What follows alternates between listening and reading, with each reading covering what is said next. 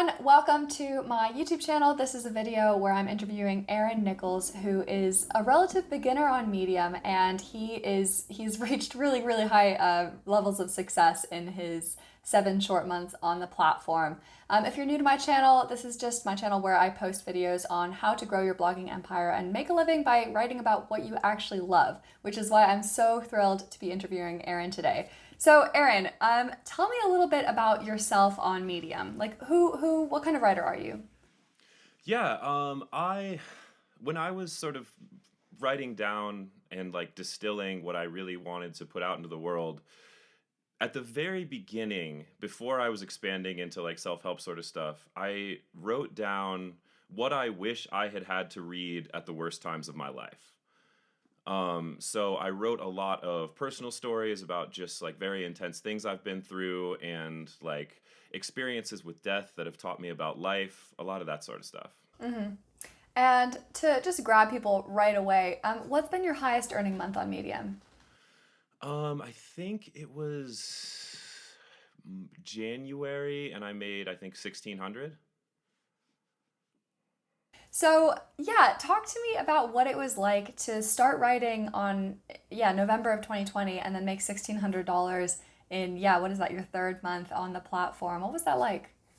Yeah, I mean it was amazing. It all started before that cuz like I think I came to Medium at the same time a lot of people did in quarantine like right when the lockdown first started cuz I was in Peace Corps in Nepal and then we were evacuated and I had always wanted to be a writer. I was planning to set up some sort of blog when I was in Nepal and then I was just sort of in this pressure cooker when evacuation happened. And so what I did at the very beginning before I even wrote anything was I wrote down by hand 30 potential blog posts in a notebook double spaced and then edited the crap out of them.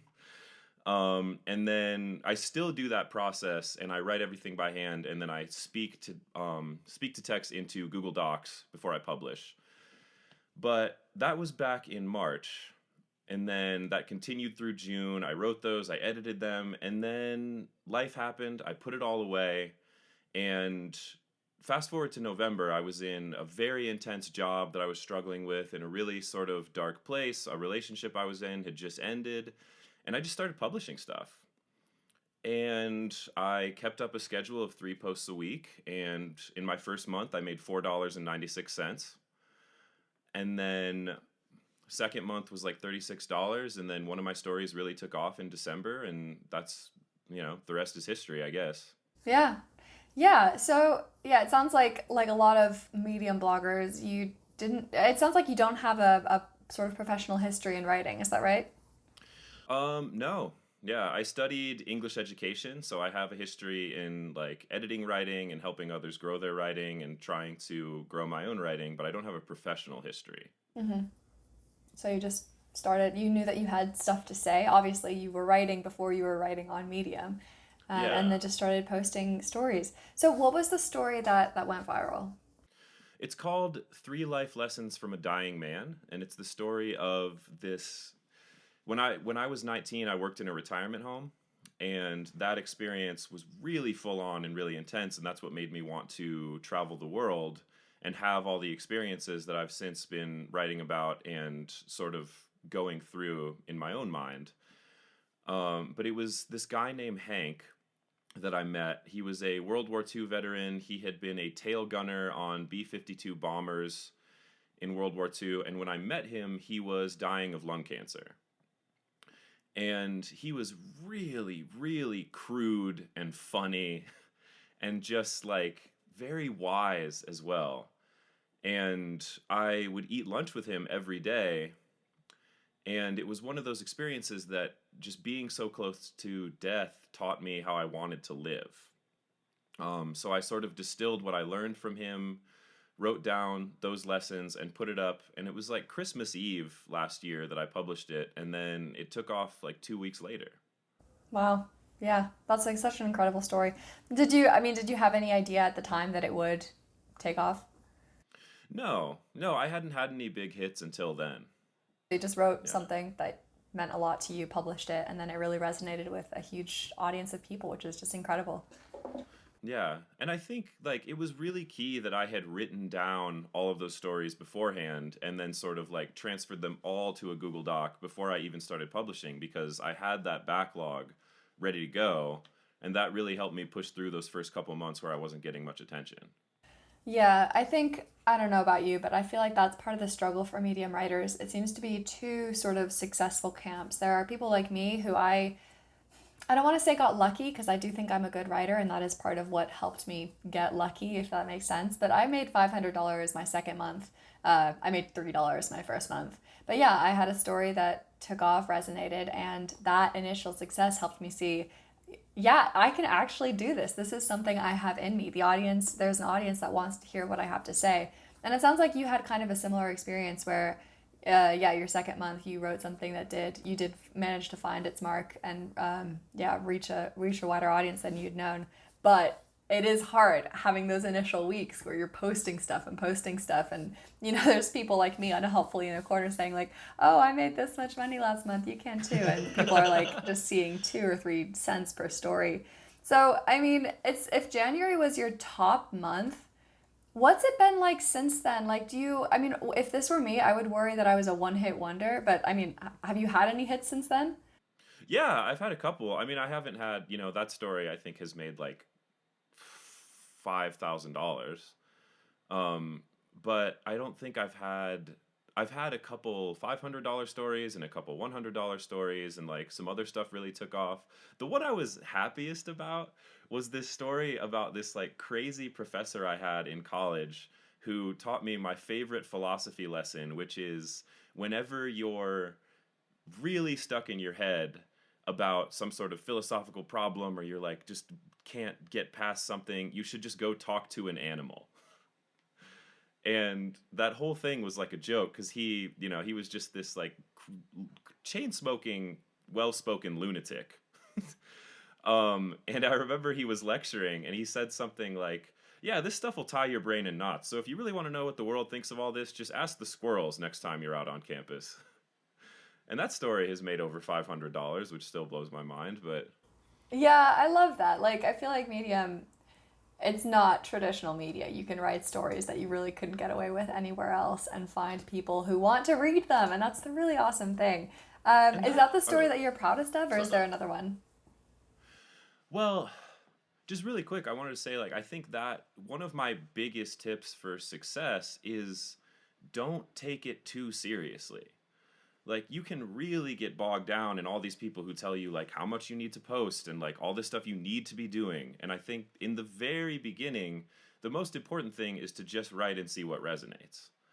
Like, I mean, even now, you're a relatively successful person on Medium, and like you wrote a story the other day about forcing robots to write erotica, and then like there was a whole other one about like you had a channel for your cats, I think, and then you shut it down because like one of them was more successful than the other one. I mean, it is an open platform, so like don't take it too seriously. Yeah. Yeah, that's such a good point. Like, a lot of people come to me and they're like, do I have to write personal development? Do I have to write? Like, there was a fad last year of having these like personality trait listicles. Um, I don't know. My internet froze. I don't know if it's you or me. Anyway, yeah, like personality trait listicles were absolute top of the line stuff. That was what was earning the big bucks. And people were like, do I really have to write the 7 habits of highly effective people in blog format to do well on Medium? And I'm like, I mean, that does really well, yes, but no, you don't need to. You can write about how it hurts your feelings that Instagram likes one of your cats better than the other. You can do that. You can make money doing that. I love Right. that advice. And That's awesome. I think as we see now too, like those personality trait listicles have just completely saturated. Nobody really reads them anymore, at least from what I can tell. Yeah, no, for sure. They reached like a tipping point. I don't know. I sort of hopped on that bandwagon when it came and I had a couple stories do really well, but I kept trying to write them. And yeah, I had that exact thing where nobody wanted to read those kinds of things anymore. Have you ever, like, I find the hardest thing with virality is for me, I keep trying to chase that high when it comes. How did it affect your writing to go viral that one time? And then I'm guessing like you've had stories since that haven't had that success. Yeah, oh, it's terrible. I mean, like when that story first went viral, obsessively checking stats for like 2 weeks, which was just ridiculous. Yeah, it's just such a waste of time. And then you're just watching it get bigger and bigger, and then yeah, it is like you are kind of chasing that feeling, and in some ways, kind of disappointed when things don't reach those heights. Mm-hmm. Have you like I think what I fell prey to was trying to reverse engineer and try to like not duplicate it exactly, but when something does really well, I'm like, I figured it out. That's what my audience wants. I'll just write another one just like that. And then usually that Right. tactic fails. Did you try to do that at all? Yeah, I did. Yeah, and I wrote a more intense story about a darker time in my life, and then, sort of structured it the same way, and it didn't go, you know? Published it in the same publication, too. Yeah, it's so hard to predict, isn't it? You feel like you know what your audience wants, and then I don't know. I realize I'm wrong so often about what I think they want. So, has there been any common threads between any of the stories that have taken off for you? Yeah, they have all been personal stories with no embedded links. And that I think that's not like a tip, I would say, because like some of the stories I enjoy writing the most are full of links, and I love human psychology, and I love researching and reading about how human beings can be better. But yeah, the ones that have really taken off have just been those personal stories, that just read right through. They're like 3 or 4 minutes, and they have no links that take the reader anywhere else. Yeah, yeah, that's so interesting. I find it's on Medium, there's this kind of story I like to write, and then there's the kind of story that I know my audience likes to hear from me. So, like, I love writing about culture and like how internet intersects with culture. Um, and I wrote a lot of that just didn't go anywhere. And I realized, I mean, now I've kind of learned how to tweak that in a way that is appealing to the people who I know want to hear from me. But have you found that you write a lot of stuff that you know your audience isn't gonna like it, but you write it because you enjoy it? I don't, to be honest, I haven't yet thought of myself as having an audience. Because I know like how fickle Medium is and how weird the algorithm is, and like I think the Substack channel that I've grown, I think of more as an audience, and Medium is just sort of where I test crazy ideas that I come up with. Fair enough. Yeah. Sorry, I'm just writing notes so I don't forget to ask you because I want to circle back to your Substack thing. Uh, Um, yeah, maybe it's just like because I was on Medium exclusively for so long, I developed a real sense of what people like to hear from me and what they kind of don't. Like relationships is another great example. On the one hand, mm, like my husband, with reason, does not like it when I write about our relationship on the internet. But sure. I mean, he's totally within his rights to say that. But also, when I did write about like my relationship with ex boyfriends or stuff like that, it just typically didn't go anywhere because the way I write about relationships just doesn't do well. And I find that's one of the weirdest things about Medium. There's no rule about this topic does well. That publication is a winner because it all depends on how the people who read your stories, how they like to read from you. And it sounds like from what you're saying, what they like to read from you are these really sort of deep personal stories that don't necessarily have a lot of outside research, well, don't actually have any outside research or any other links that could distract from a sort of main story. What do you think? Yeah. Yeah, like I think another one of my stories that has done the best externally, hasn't done well internally, but has just tons of views is the story of how like when I was living in Nepal, I decided that I wanted a tailor-made tweed jacket with black leather elbow patches because I want to look like a aging professor. Classy look. Yeah. I know, I'm excited. I'm wearing it to a friend's wedding next weekend.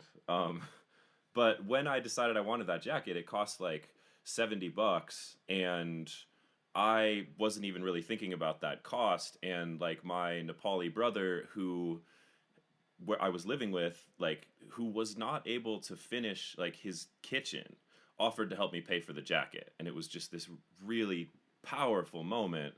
And I wrote that down. That story has done really well. Um, yeah, so stuff like that seems to resonate. Yeah.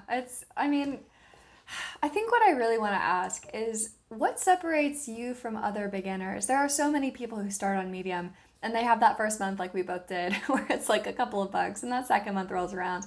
And then the third month, or, whenever, we both got that success, but so many other people don't. And I'd love to know, like, what do you think let you tap into that sort of viral factor so early on in your Medium career?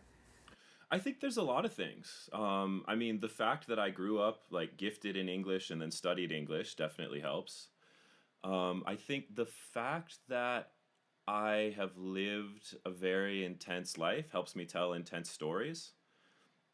And I also think one of the biggest things is that I want to be a writer. I don't want to be a medium writer. And so, like, I didn't come in thinking I want to be big on Medium. I came in thinking this is a platform and I want to use it to become a bigger writer than Medium. That is Um, such an interesting distinction. I think about it like that too, but I'd love to hear from you. How do you separate, yeah, medium writer versus writer? okay, so I think I could boil it down in a sentence, and that's a rule that I was following for a while until I blocked him because he was aggravating me. The rule is do whatever or do the opposite of whatever Tim Denning says to do. And because like I don't know, I just there's always going to be room for what other people aren't doing. There's always going to be room for something unique, but there's not always like if you're just doing what other people say you should be doing, you're going to be a step behind the curve. Right. You're going to be chasing rather than leading. So to make sure I'm clear, you're saying that to be a medium writer is to do what Tim says to do versus to be a writer is to do the opposite. Is that right? Yeah. That's such an interesting distinction. I mean, side note, I love Tim as a person. I think he's so cool, and I think what he does with writing is really fantastic as well. And it works for a lot of people, but I don't think I'm one of the people that could make that sort of style work for me. Um, but yeah, just that's a very interesting distinction. Um, yeah, okay, so let's circle back to the Substack then. So, when did you start the Substack? January. I started it right after that story started going viral. Gotcha. So January 2021. And did you start it like because the story went viral and you wanted to start growing another channel that you could rely on more consistently than Medium? Yeah, I guess I just wanted a space that I could control. That was really the big thing. Because, like, another thing is that I think Medium is always going to be you competing with other people. But if you grow something that's yours, you have that audience. Yeah, yeah, I tell literally everyone I can. I'm like, you've got to start a newsletter. Because, I mean, A, what you say is 100% true. On Medium, you have to play by their rules. And that's, I mean, they've built the platform, they've built the audience, they're within their rights to say, yeah, you can't do this, you have to do that. But it also means that you're, totally at the whims of a platform who doesn't have your interests as their number one priority. They want to make money. That's also fair. And yeah, by Right. building your platform, you can sort of just sidestep all of that and have people who want to hear what you have to say. Okay, off my soapbox. Yeah. How's it been growing that Substack? Yeah, it's cool. I mean, I think the metaphor that I use for what you just said is like Medium is like being in a crowd of people who are all shouting the same thing, and you have to be the best at shouting or like more charismatic. Whereas, if you, I guess like Substack would be like offering free snacks and getting them to a room where you speak. I'm extending the metaphor and it's falling apart. Anyway, what was the question? No, I just wanted to know what it was like to build that Substack or how it's going, even. Yeah.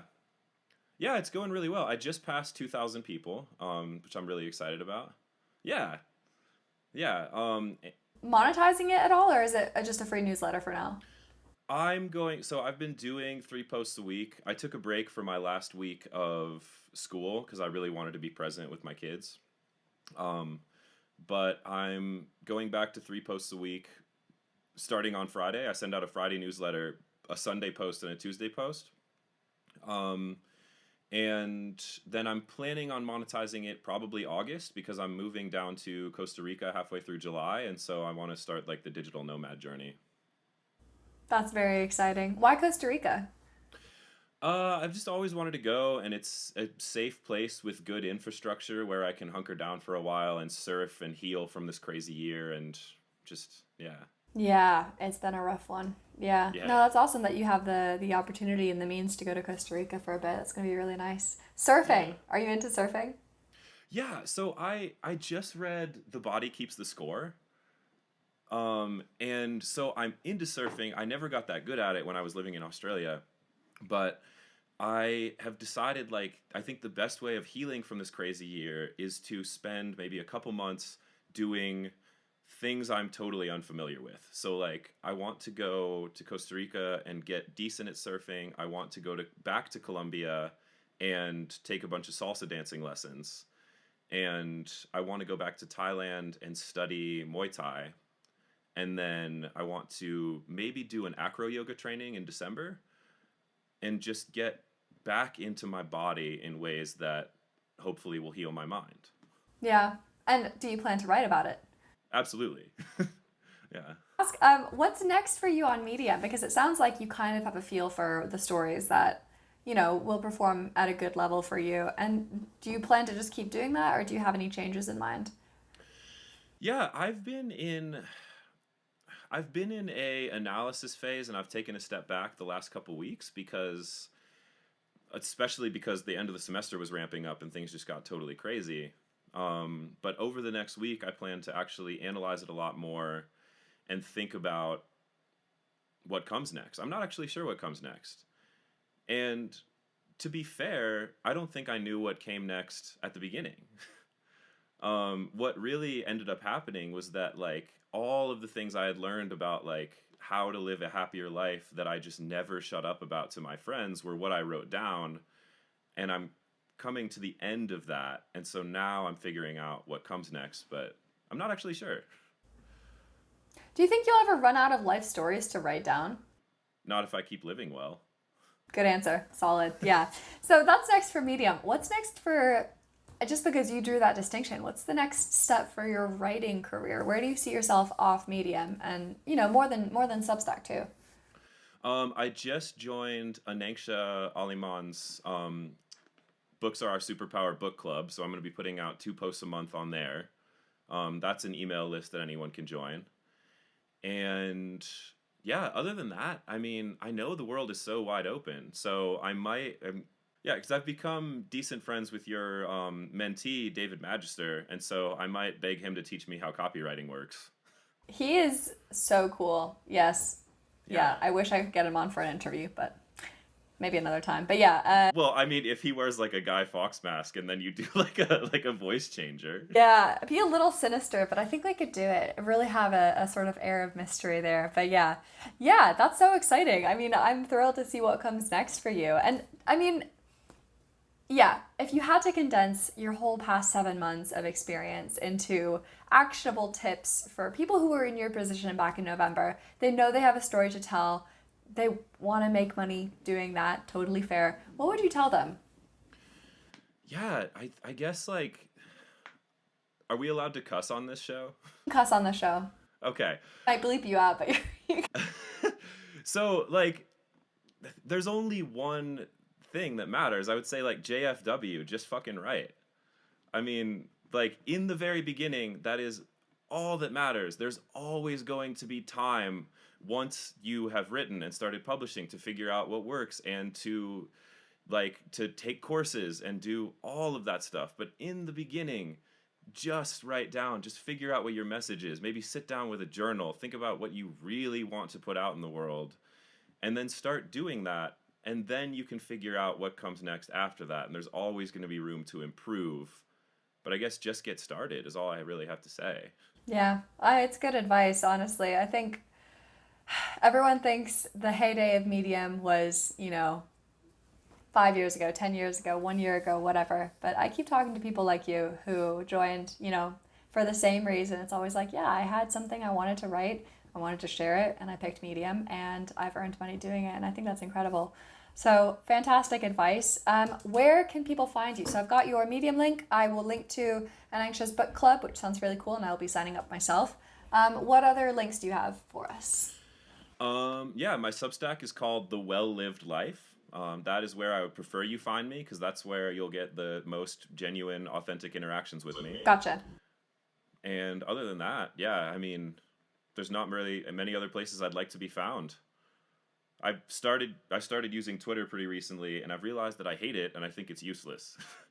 So I'm not going to be doing that much. I could have a whole separate show on the futility of Twitter, but we'll save that for a different time. But yeah, okay. Well, thank you so much for, yeah, just a fantastic interview. That was really cool. And I loved hearing the perspective of someone who's new to Medium, 7 months new, but still just making it work, not by hacks or gimmicks or anything like that, but telling stories about a super intense life. That's so cool. So yeah, thank you for your time. Any last words? Yeah, just fucking right. We'll leave it at that. Thanks everyone for watching. If you've got any questions for me, feel free to leave them in the comments. I answer my comments every Monday. So I will talk to you in the next video. Bye everyone.